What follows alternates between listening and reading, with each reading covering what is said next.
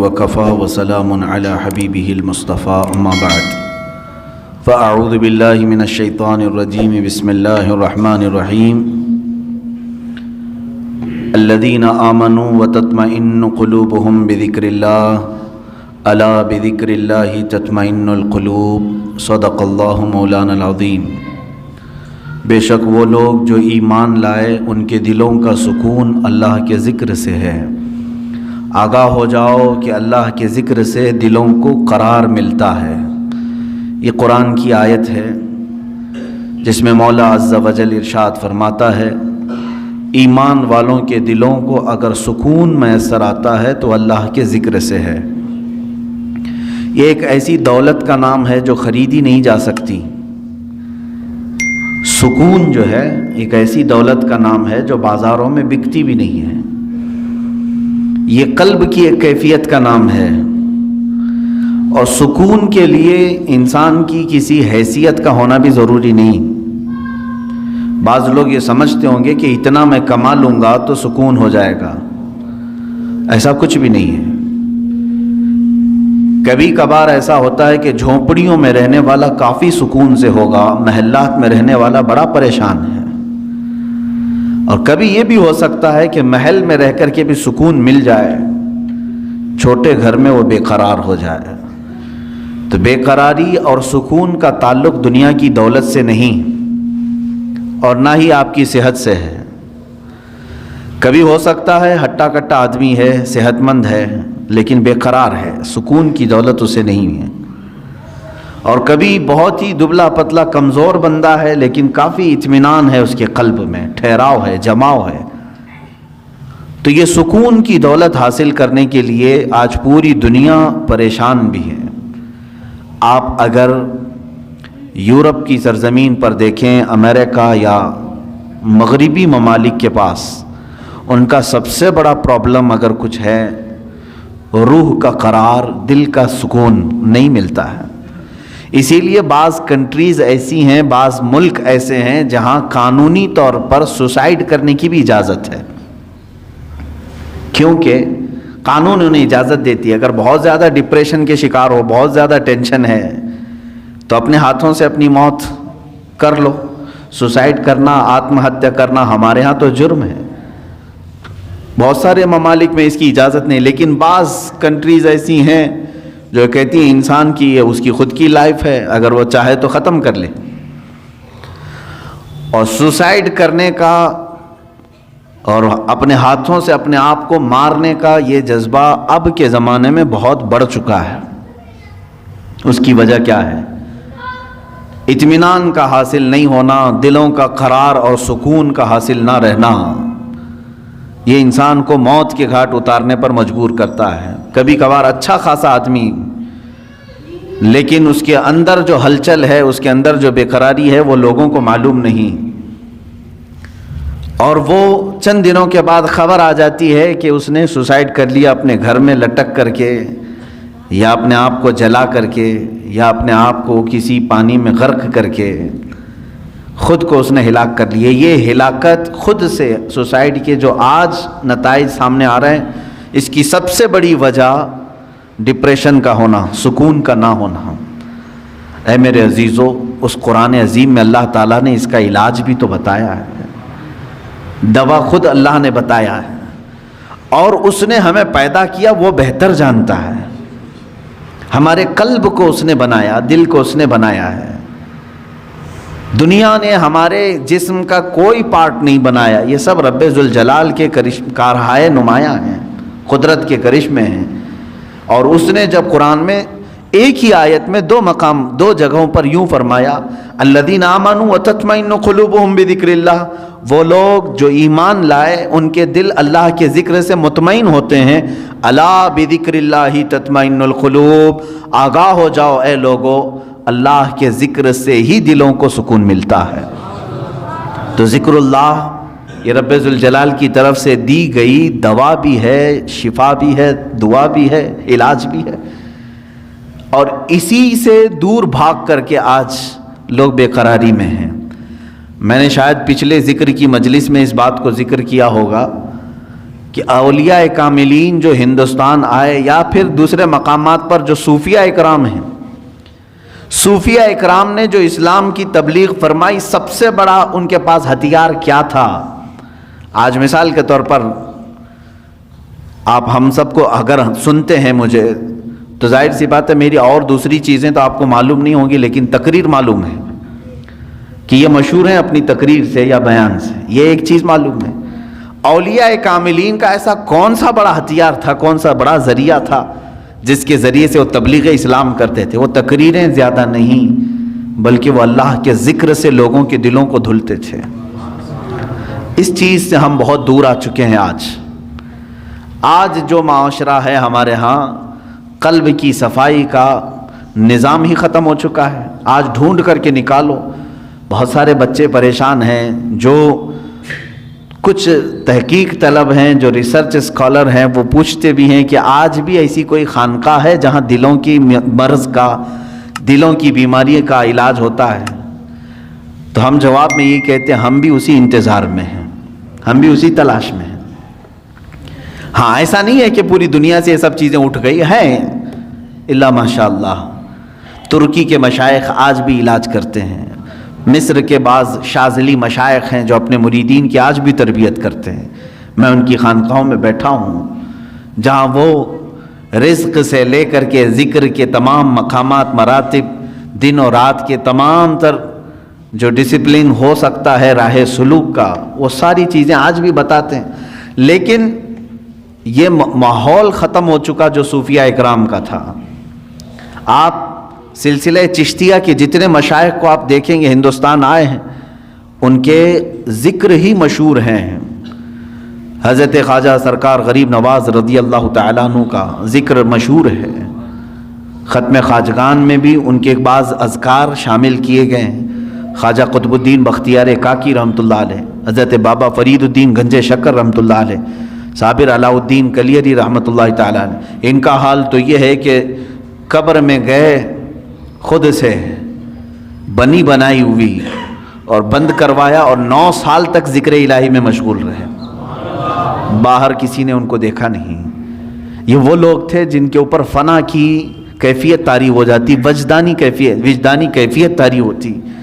بعض لوگ ہم سے یہ سوال کرتے ہیں کیسے یہ رہ سکتے ہیں 9 سال 10 سال 8 سال 11 سال، جو بزرگوں کے متعلق یہ روایات ملتی ہیں۔ میرے عزیزو، عقل یہاں آ کر کے رک جاتی ہے اور سمجھ نہیں پاتی، کیونکہ انسان کی اپنی ضروریات بھی ہوتی ہیں۔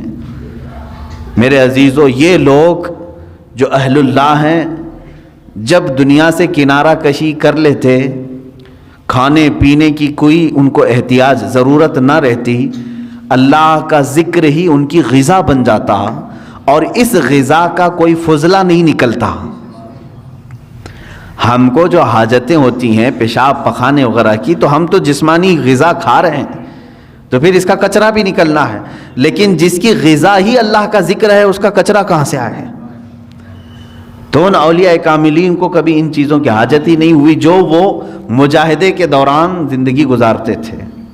ایسا نہیں ہے کہ پوری زندگی بھر انہیں کبھی ضروریات نہیں ہوتی تھی، لیکن جب وہ اللہ رب العزت کے ذکر میں محو ہو جاتے تھے تو دنیاوی بہت ساری چیزوں سے اللہ تعالیٰ انہیں محفوظ کر لیتا تھا۔ میرے عزیزو، میں 2 چند باتیں آج آپ کے سامنے عرض کروں گا۔ جب ہم اپنا مقصد اصلی بھول جائیں گے تو بہت ساری چیزیں ہم سے چھوٹ جائیں گی۔ ہم بھولے ہوئے لوگ ہیں، ہمارا اصل مقصد ہی یہ تھا۔ اللہ تبارک و تعالیٰ نے قرآن پاک میں فرمایا، میں نے اپنے ذکر کے لیے، اپنی عبادت کے لیے تمہیں پیدا کیا ہے۔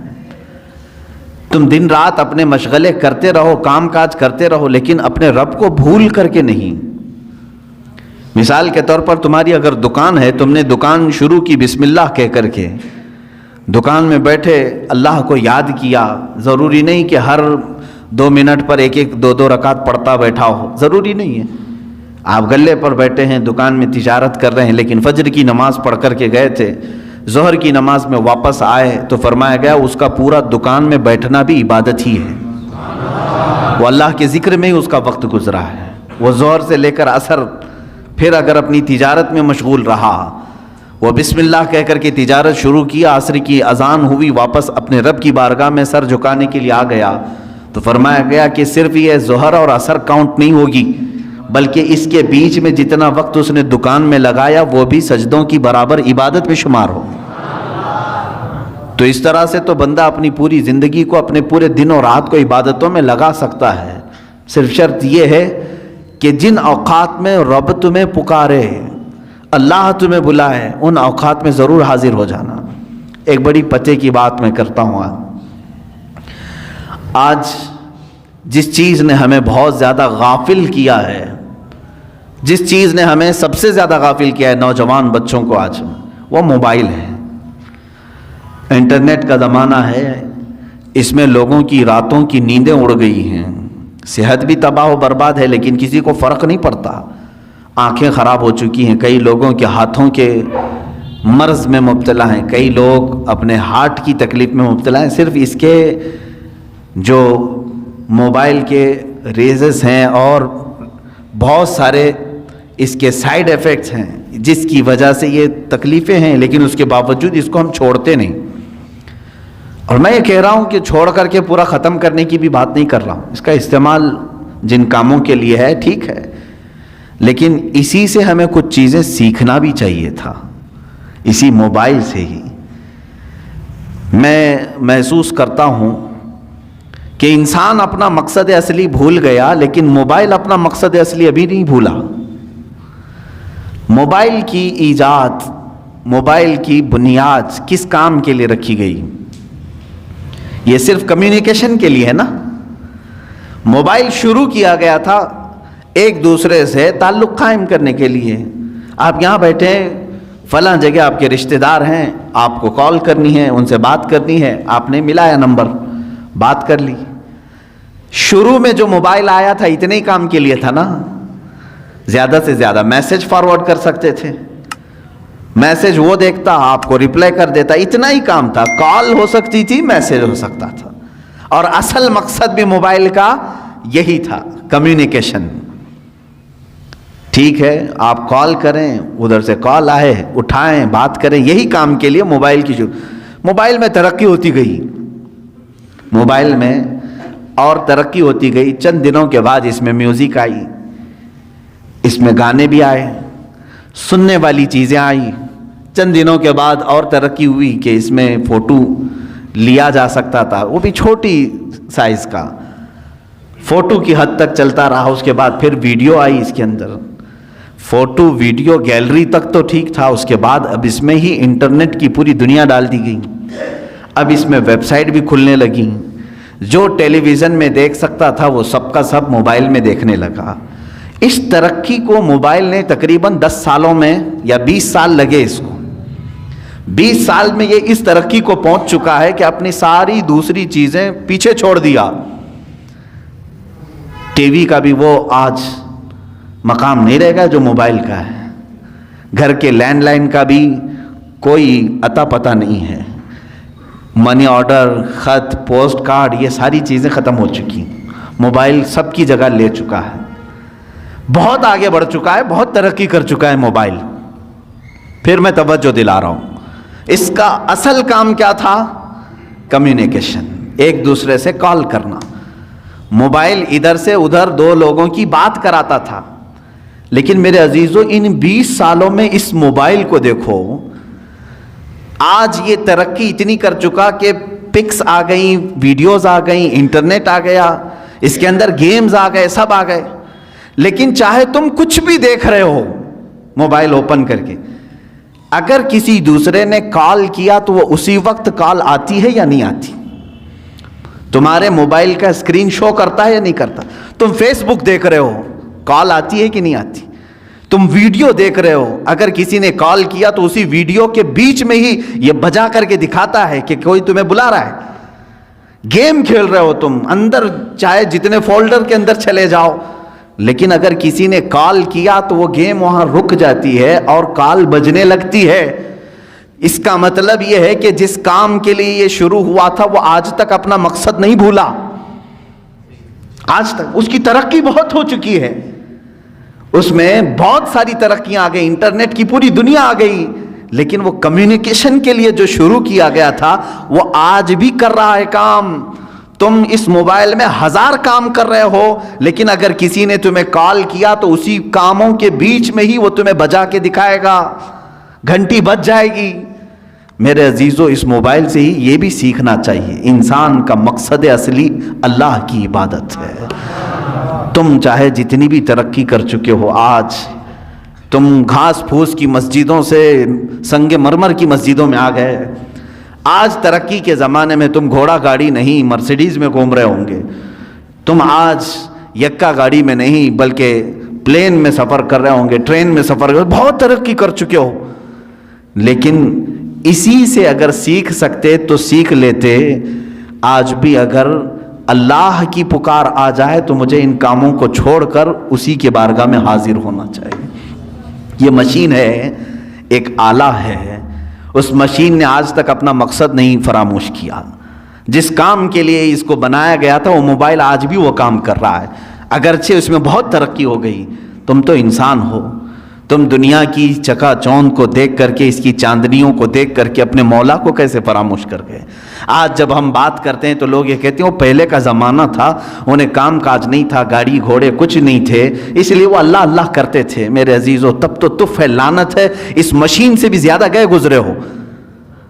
ہاں وہ اہل اللہ تھے، ان کے زمانے کے تقاضے تھے، اس کے باوجود وہ رب تعالیٰ کی پکار ہوتی تو ضرور حاضر ہوتے، اس لیے کہ انہیں معلوم تھا ہمارا مقصد ہی دنیا میں آنے کا یہ ہے. چاہے میں ترقی کر کے آسمان پر بھی پہنچ جاؤں، چاہے میں ترقی کر کے چاند تک بھی پہنچ جاؤں، لیکن میرا جو مقصد ہے دنیا میں آنے کا وہ میرے مولا کے حضور حاضر ہونا ہے جب وہ مجھے پکارے. عزیزان کرام وقار، آج جن چیزوں نے ہمیں اپنے مقصد سے دور کیا ہے ان چیزوں سے ہی تم سیکھ سکتے تھے. موبائل سے کوئی سیکھ نہیں رہا ہے، اس کو استعمال تو کر رہے ہیں، اسی سے سیکھ سکتے تھے.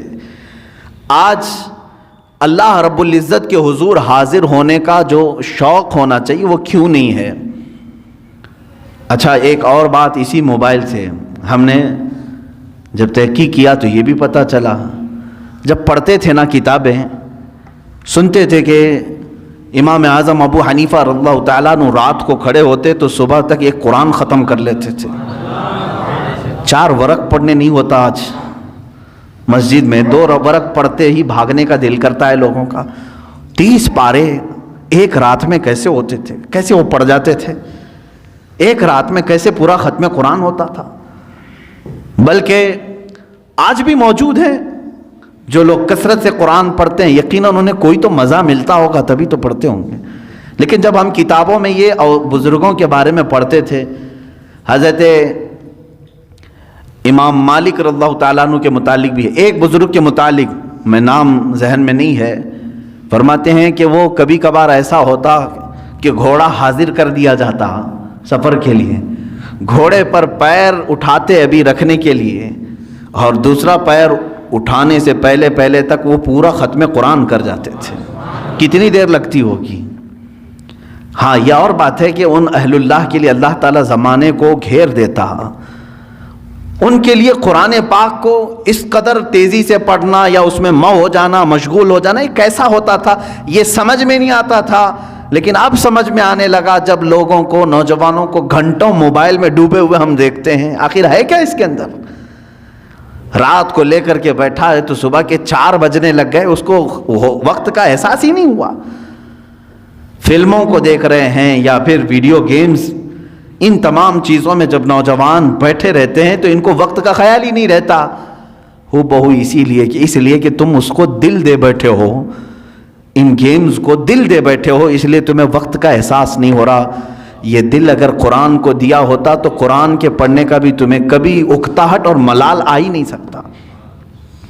ایک بزرگ سے سوال کیا گیا، انہوں نے فرمایا، سوال بھی بڑا اچھا ہے، انہوں نے کہا کہ کبھی ایسا ہوتا ہے فلم دیکھنے کے لیے بیٹھے ہیں، 3 گھنٹے آرام سے بیٹھ جاتے ہیں، 4 گھنٹے کرکٹ دیکھنے کے لیے بیٹھ جاتے ہیں، کبھی کچھ بھی نہیں ہوتا، سکون سے بیٹھ جاتے ہیں.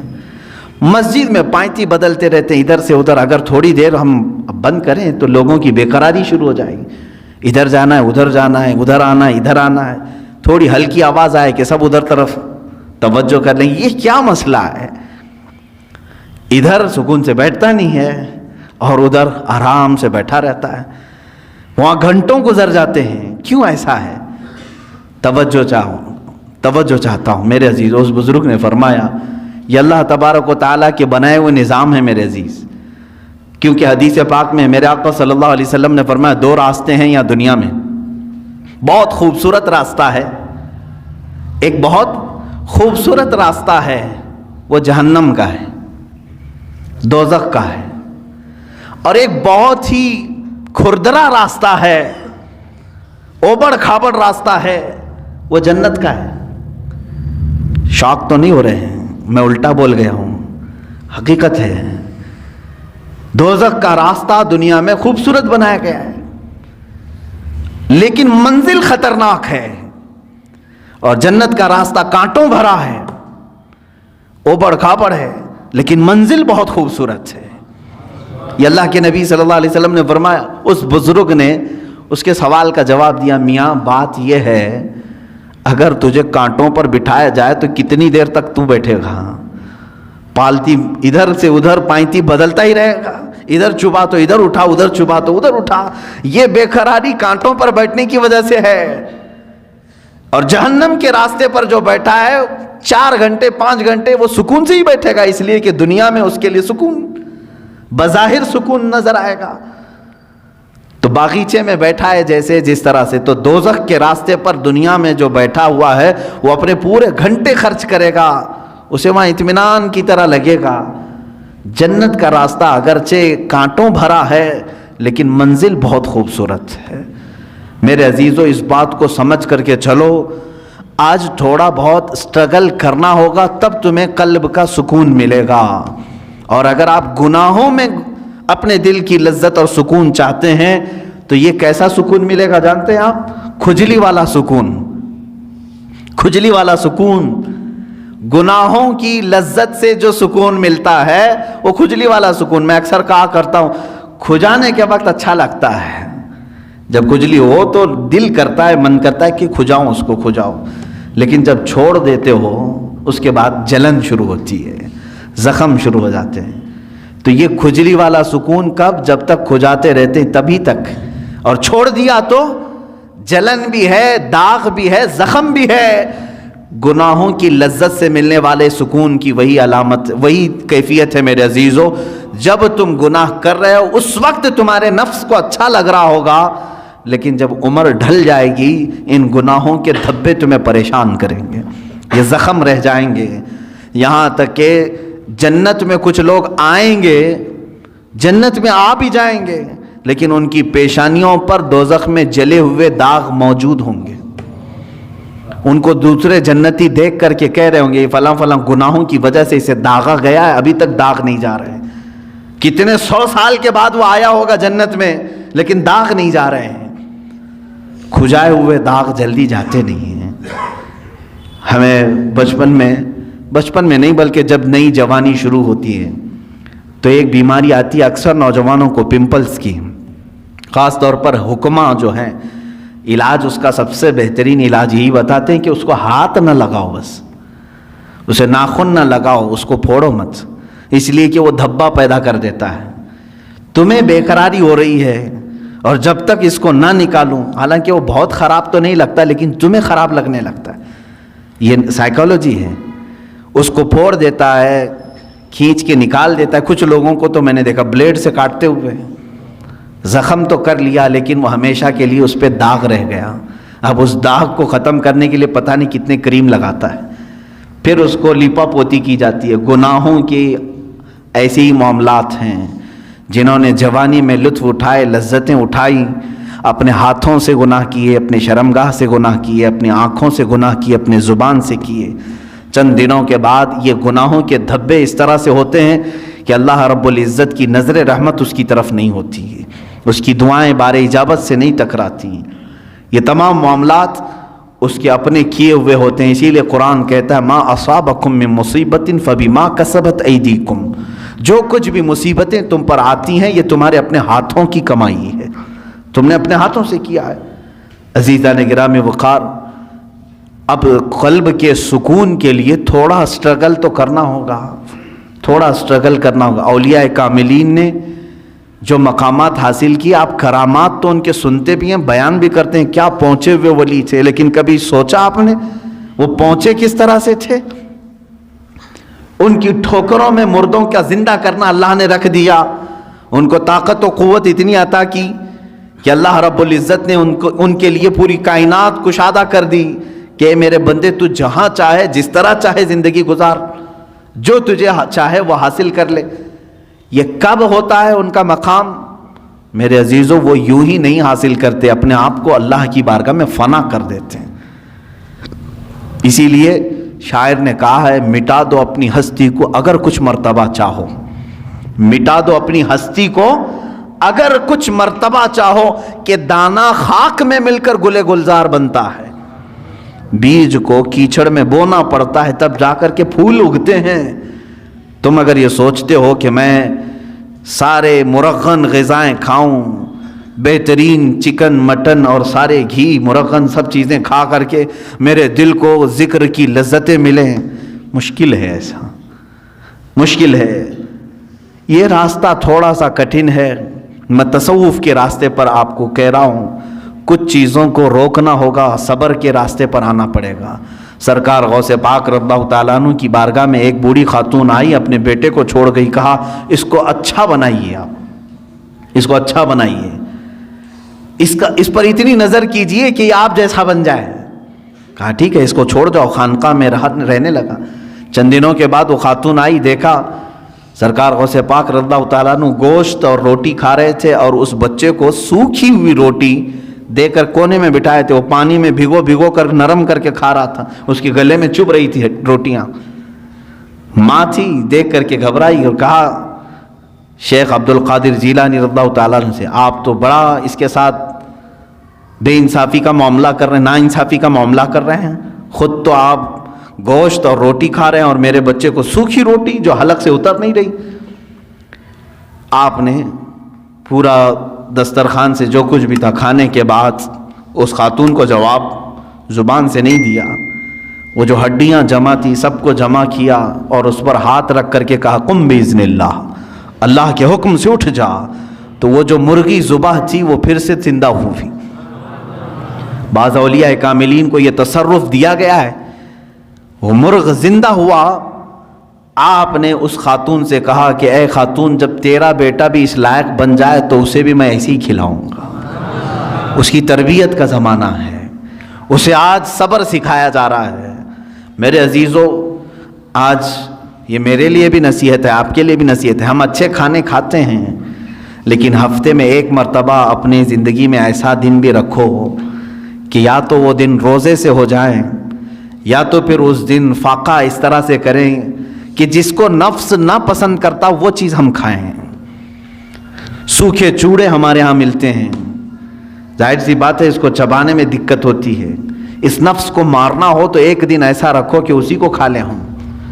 روٹیاں سکھا کر کے رات کو اولیاء کاملین رکھتے تھے صرف اپنے نفس کو مارنے کے لیے۔ جب تک آپ یہ جنگ نہیں کریں گے ذکر کی لذت آپ کو نہیں ملے گی۔ ہاں، آپ اللہ اللہ اللہ اللہ کریں گے، سر ہلے گا، دل کچھ بھی نہیں ہلے گا۔ دل کو ہلانے کے لیے پریکٹیکلی طور پر آپ کو کچھ چیزوں سے گزرنا پڑے گا۔ سب سے پہلی چیز ہے اس میں اپنے غذاؤں پر کنٹرول، اپنے غذاؤں پر کنٹرول۔ یہ غذاؤں کی لت جو ہے ہمیں آج حرام کاریوں کی طرف لے جا رہی ہے۔ زبان کے چٹخارے جو ہیں بہت خطرناک ہیں، اسی لیے دنیا میں دو ہی شہوت ہے، سب سے بڑی شہوت، ایک شرمگاہ کی شہوت اور ایک زبان کی شہوت۔ ان دو کو اگر کسی نے شکست دے دیا تو وہ ولی بن جائے گا، ولی بن جائے گا۔ زبان کی شہوت یہ ہمیشہ اس کو جو لذت مل گئی وہی کھانا چاہتی ہے۔ جس کو گوشت کھانے کی لذت میں، گوشت حرام نہیں ہے، حلال ہے، لیکن کوئی اگر اس کا ایڈکٹ ہو گیا کہ بغیر اس کے تو مجھے چلتا ہی نہیں، تو گویا کہ تم گوشت کے غلام ہو، اپنے اوپر کسی چیز کو تم نے لازم کر لیا ہے۔ کچھ چیزیں ایسی ہیں میرے عزیزوں کہ یہ زبان تم سے وہ سب کراتی ہیں۔ اگر ایڈکٹ ہو گئے تھے، بغیر گوشت کے کھا نہیں سکتے تھے، اتفاق سے ایسا وقت آ گیا زندگی میں کہ پیسہ بھی نہیں ہے، کچھ بھی نہیں ہے، گوشت گھر میں نہیں آیا، کیا کریں گے؟ زبان دوسری چیز تو نگلتی نہیں، چوری کریں گے۔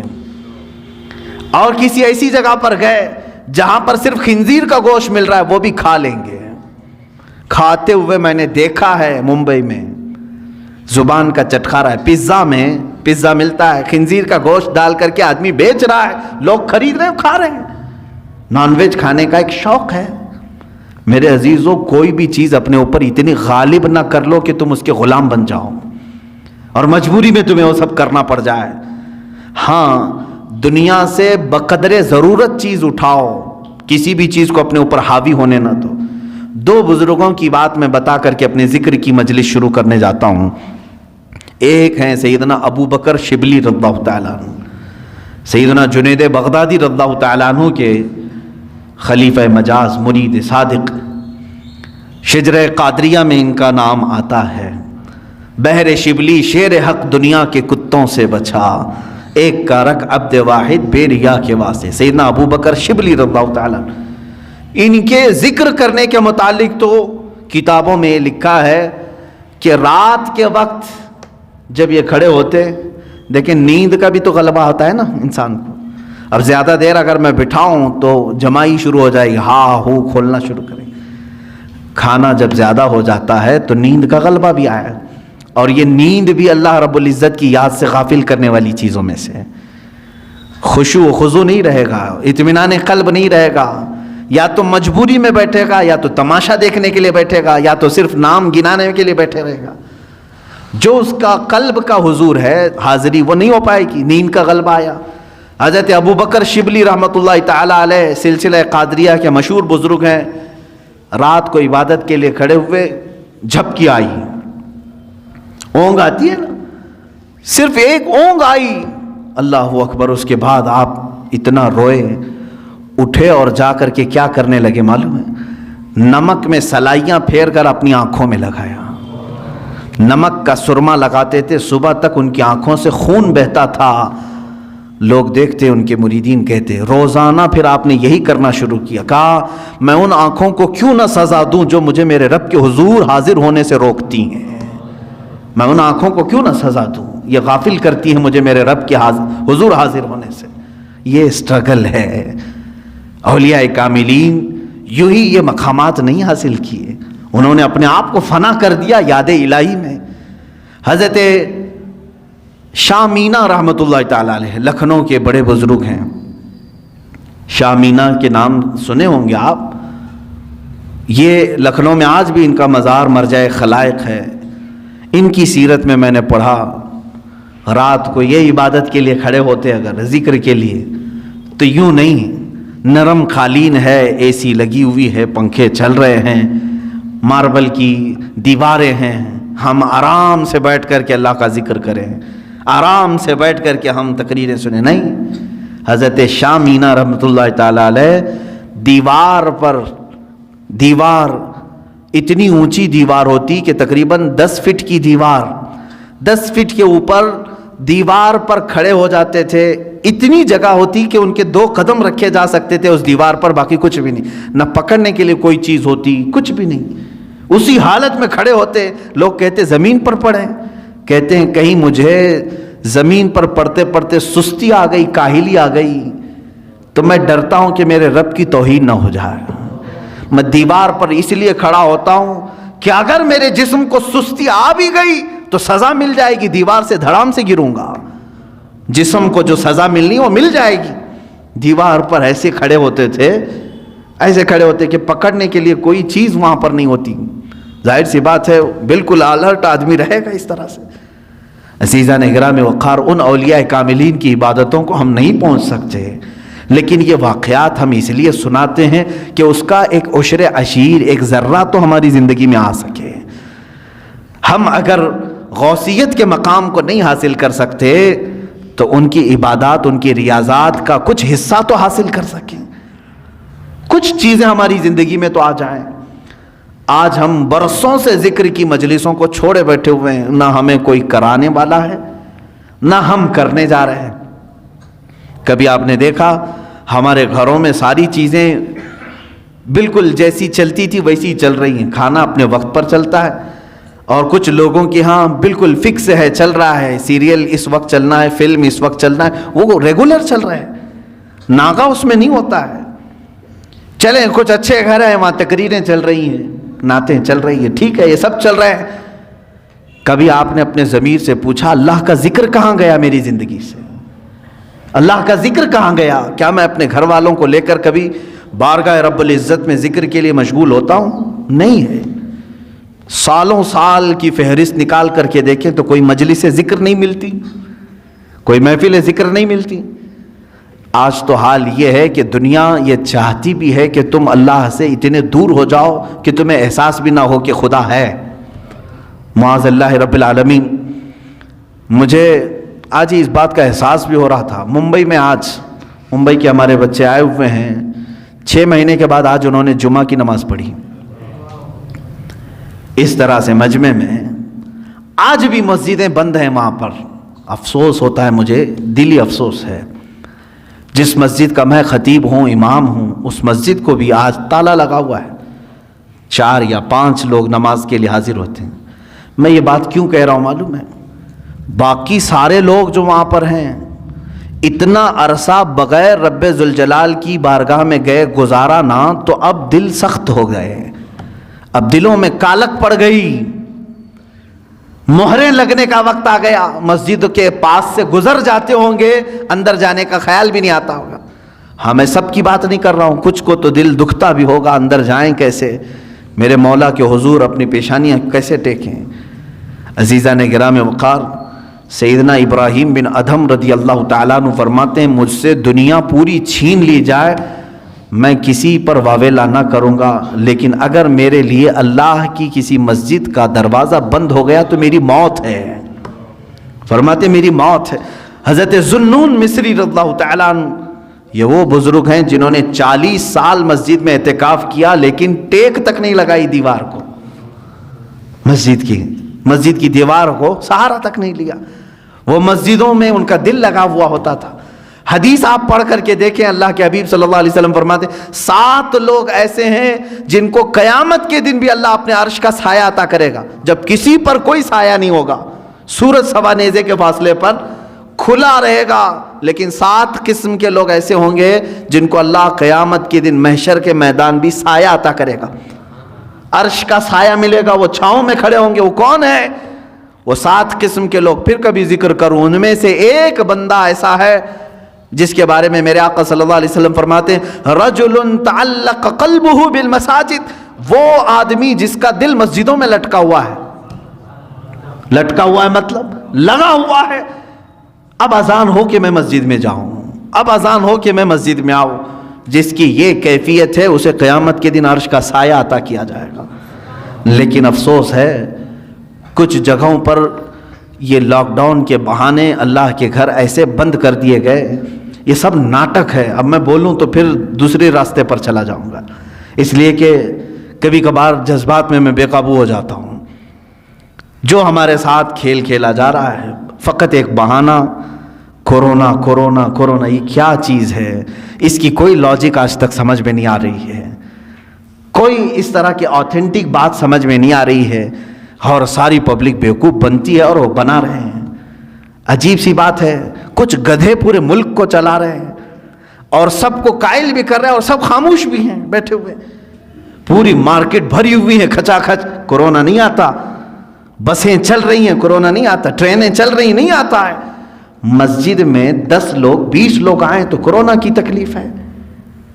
کسی بھی جگہ کی بات, آج پورے ممبئی کے مال کھل گئے, مال پورے کھلے ہوئے ہیں, مال میں بھیڑ نہیں ہوتی, اور باقی وہاں کی مارکیٹوں کا آج جا کر کے آپ اندازہ کریں. میرے عزیزوں, صرف اور صرف میں, کوئی اور وجہ نہیں, اتنے لمبے عرصے تک آپ کے ہاں بیٹھا رہا ہوں, صرف اور صرف میرے پاس دل میں یہی ایک چیز آتی ہے, میں جاؤں, میرے لیے کافی انتظار ہے وہاں پر. ڈیلی شاید کوئی نہ کوئی ہمارے پاک سائٹ وکرولی والے فون کرتے ہی رہتے ہیں, کب آ رہے ہیں کب آ رہے ہیں.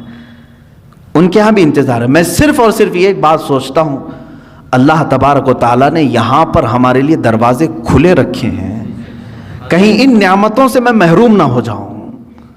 یہ مجھے جمعہ کی نعمت اللہ نے دی ہے, عیدین کی نعمت ملی ہے. ہم عید الفطر سے نمازیں یہاں پڑھ رہے ہیں اور بالکل کھلے عام ہیں, سارے اپنی صفیں لگا کر کے پڑھ رہے ہیں.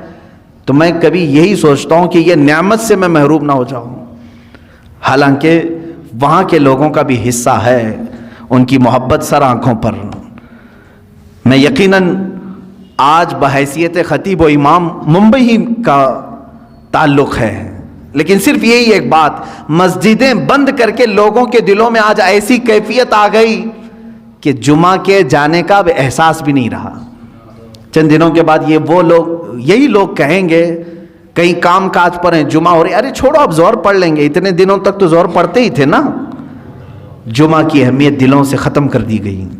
پہلے تو زندگی میں ایک جمعہ چھوٹنے پر ہم سب میں سے, بلکہ ہماری بات تو چھوڑیں, عام بندہ جو کوئی اور نماز نہیں پڑھتا ہوگا لیکن وہ جمعہ چھوڑنے کو بہت بڑا گناہ سمجھتا تھا.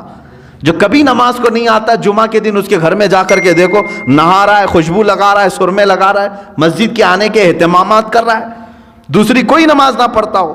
جمعہ کا اہم رتبہ ہمارے دماغ میں موجود تھا, اس کو ختم کر دیا گیا.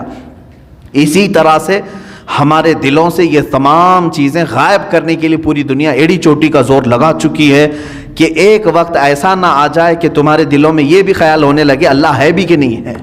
معاذ اللہ رب العالمین.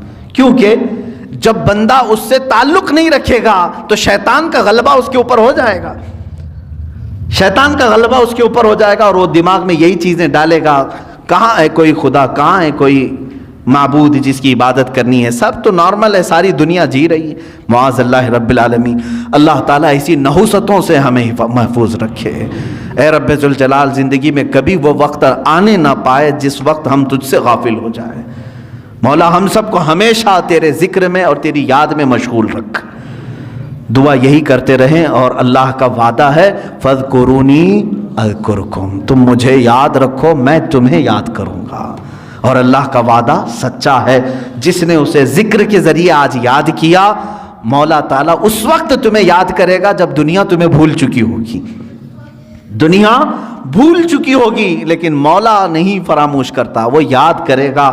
اور اس کی تفسیر میں آپ جا کر کے دیکھیں گے اس آیت کی, اللہ کیسے یاد کرتا ہے بندے کو, اللہ کیسے یاد کرتا ہے. تو فرمایا مفسرین نے, تم یہاں مجمع میں اس کو یاد کرو گے انسانوں کے, رب تبارک و تعالیٰ فرشتوں کی جماعت میں تمہارا ذکر کر رہا ہوگا, تمہارا نام فرشتوں کی جماعت میں اللہ بیان کرے گا, یہی اس کا یاد کرنا ہے.